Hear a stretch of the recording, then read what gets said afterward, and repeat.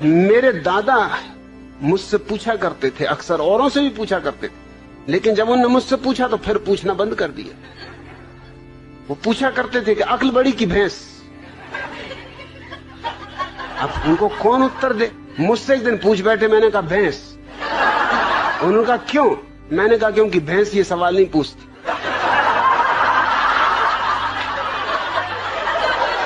ये खुजली तुम्हारी अक्ल में ही चलती। भैंस तो बिल्कुल परमहंस दशा में। मैं कई भैंसों के पास जाके कई घंटों खड़ा रहा, कोई भैंस नहीं पूछती कि अक्ल बड़ी की भैंस। अरे भैंस को पता ही है कि हम बड़े, क्या पूछना।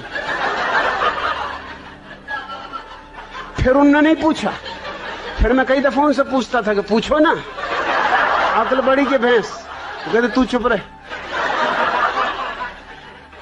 वो मुझे कहीं नहीं ले जाते थे, वो बड़ा सत्संग करते थे, महात्माओं के पास जाते थे। वो जब भी जाए मैं बैठे ही रहता था कि आया मैं भी, कि नहीं तू ले जाने नहीं, तू कुछ ना कुछ उल्टी सीधी बात कह देगा।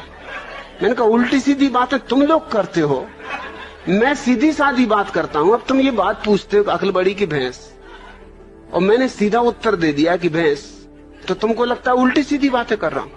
अरे आने दो, मैं भी तुम्हारे महात्माओं को जरा दिखाऊंगा। एक दफा मुझे ले गए, सिर्फ एक दफा ले गए। एक महात्मा के पास गए वो मिलने, मुझे ले गए। महात्मा की उम्र रही हो कोई 30 साल, मेरी उम्र रही होगी मुश्किल से कोई 15 साल, और मेरे दादा की उम्र रही कम से कम 60 साल। महात्मा ने उनसे कहा आओ बच्चा बैठो।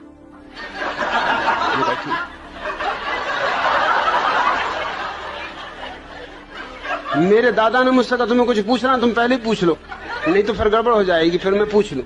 मैंने उनसे पूछा कि बच्चा एक जवाब दो। महात्मा बहुत नाराज हुए, कहने लगे मुझसे बच्चा कहते हो? मैंने कहा तुम मेरे दादा को बच्चा कह रहे हरामजादे, 60 साल की उम्र के बूढ़े को बच्चा कह रहे, 30 साल के तुम हो, 15 साल का मैं हूं, तो कोई गणित में गलती कर रहा हूं? तुम बच्चा नहीं महाबच्चा हो। मेरे दादा ने मुझे फौरन बाहर निकाला, तू जा भैया, तू घर जाओ, कभी मेरे साथ मत आना।